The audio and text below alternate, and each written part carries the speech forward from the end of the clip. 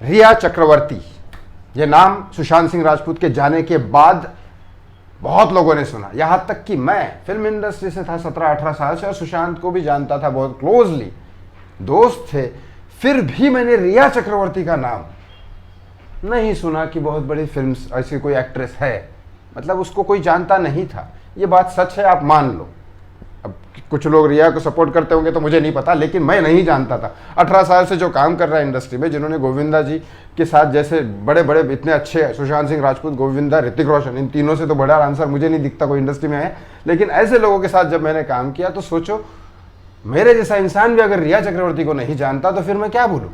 मुझे नहीं लगता उसका कोई वर्चस्व था या उसने कोई जानता होगा उसको, लेकिन सुशांत के जाने के बाद उसका नाम हुआ। और अब रिया जाएगी जेल, कैसे बताओगा, क्यों चली गई, अभी होने वाला है 1-2 दिन में, लेकिन कैसे उसका रीजन मैं बताता हूं। लेकिन अभी फिलहाल मेरे पास एनसीबी के लिए पूरा एनसीबी का डिटेल चार्जशीट तो मैं एक वीडियो में बताऊंगा, लेकिन अभी फिलहाल मेरे साथ में ये है एनसीबी में जो रिया ने स्टेटमेंट दी है वो है, और जो किस तरह से फेल हुए इस वीडियो में बताऊंगा। लास्ट तक जरूर देखिएगा वीडियो, पूरा बहुत इंपॉर्टेंट वीडियो मैं निकाल के लाया हूं अंदर से एनसीबी में चार्जशीट, क्योंकि अगर मैं झूठ बोलूंगा तो कभी भी मेरे को मालूम है आपको क्या होता है। लेकिन इस चैनल को सब्सक्राइब जरूर करिएगा, वीडियो को शेयर जरूर करिएगा, क्योंकि बहुत ज़रूरी होता है, क्योंकि अगर लोगों तक सच्चाई पहुंचानी है तो आपकी ही मदद लगेगी, मेरी मैं क्या कर सकता हूं। मैंने तो बना दिया, इन्फॉर्मेशन निकाल ली, वीडियो बना दिया, अब आपकी हेल्प लगेगी, आप शेयर करो ज़्यादा से ज़्यादा। रिया ने जो इंटरव्यू दिया था आज तक में वो सरासर झूठ साबित हो गया, as according to the chargesheet जो उसने अप्लाई की। चार्जशीट में उसने ये मान लिया कि हम लोग चरस, गांजा, ये ड्रग्स वगैरह लेते हैं एनसीबी की चार्जशीट में, ठीक है। वो चार्जशीट अभी तक 3-4 महीने पहले, 4 या 5 महीने पहले, आपको पता है ये चार्जशीट हो गई थी साइन, और उसको जेल होने वाली थी, उसकी डेट आगे बढ़ने वाली थी, लेकिन उसके बारे में कोई न्यूज़ नहीं आई। फिलहाल रूप कुमार शाह जी की भी न्यूज़ आ गई, लेकिन रिया का उसमें कहीं पे कोई भी जिक्र नहीं था। इसके बाद अब चार्जशीट में उसने क्या ऐसा लिखा था कि नहीं हम ड्रग्स लेते थे, लेकिन सुशांत ड्रग्स हमसे मंगाता था। और सुन लीजिए, जब लॉकडाउन लग गया, जब रिया इसकी लाइफ में आई, तो दीपेश सावंत को सुशांत ने घर के लिए भेज दिया, तू घर चला जा अभी, क्योंकि कोरोना का सीजन आ गया है, अब तू घर चला जा।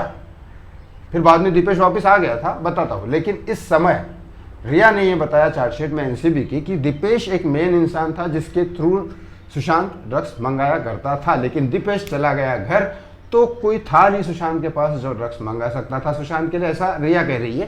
तो एनसीबी चार्जशीट में प्रॉपर लिखा है, और एनसीबी ने मान भी लिया शायद वो, क्योंकि उसके बाद उन्होंने तभी तो स्टेटमेंट दिया सीबीआई को कि भाई अगर सुशांत जिंदा होता तो हम उसको भी, बाप रे। तो फिर रिया ने ये कहा कि सुशांत के लिए, क्योंकि रिया ने ये एक्सेप्ट किया कि सुशांत को मिलने के पहले रिया भी ड्रग्स लेती थी, और सुशांत को मिलने के पहले सुशांत भी लेता था। ये रिया ने खुद बोला कि केदारनाथ के वक्त सुशांत खुद ड्रग्स लेता था सारा अली खान के साथ। वो गांजा चरस था जो पीने से इंसान को भूख ज़्यादा लगती है और इंसान मोटा हो जाता है, और यही इंसान मोटा हो गया था दोनों। और ये फिर वापस से पतला होने के लिए कोक करके एक ड्रग्स आता है, उसका इस्तेमाल किया जाता है, जो वो दीपेश सावंत से मंगाता था, लेकिन दीपेश सावंत नहीं था। तो रिया ने अपने भाई को बीच में डाला, शोविक को, और शोविक के कनेक्शन थे किसी जगह, उनको बोला कि शोविक को उसने एक तरह से अपने भाई को पेडलर बना दिया, और उसके बाद वो मंगाता था, पैसे सुशांत देता था, रिया शोविक से मंगाती थी, शोविक लाता था, फिर रिया उसको देती थी। ये रिया का स्टेटमेंट है, मैं बार बार कह रहा हूँ। फिर उसके बाद ये सारी चीज़ें एनसीबी से रिया ने कही, और इसी चार्जशीट में ये लिखा है। आप सोचो अब मैं किस पे, अगर मैं कुछ बोलता हूँ एनसीबी के खिलाफ या एनसीबी के लिए, तो क्या मैं गलत हूँ? अब आपकी बात है।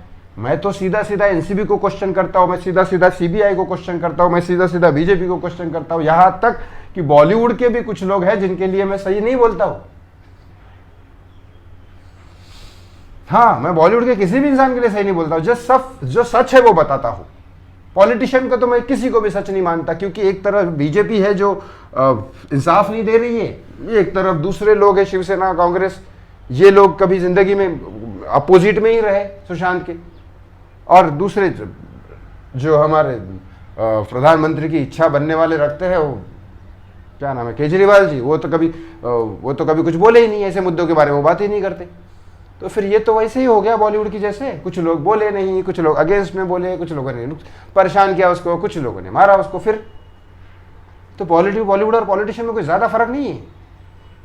लेकिन पॉलिटिशियन आज की डेट में इंसाफ दे सकता है तो पॉलिटिशियन को लोग क्वेश्चन नहीं करते। चलो बात रिया की करती हूँ, चार्जशीट में इस तरह से है तो चार्जशीट में ये फाइनल हो चुका है कि रिया को सजा तो होगी आज नहीं तो कल, लेकिन अब कहा जा रहा है कि ये चार्जशीट अब एक्टिव होगी।